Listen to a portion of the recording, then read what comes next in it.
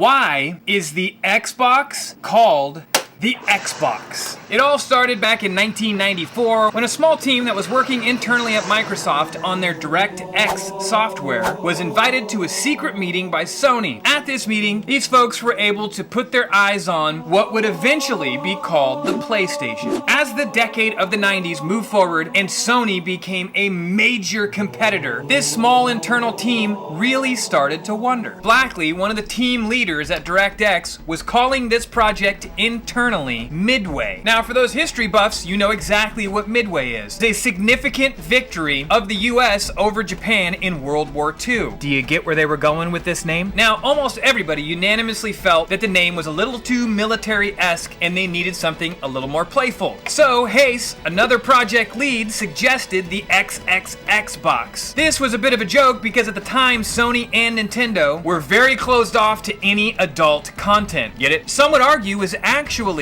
a factor in the demise of Sony's Betamax versus VHS some decades earlier. Alternative spellings floated around at Microsoft. One day, while writing it on a whiteboard, it was spelled lowercase x, capital B-O-X, and that stuck. It really genuinely just stands for the DirectX box. Do you have fond memories of the Xbox? Share them in the comments below.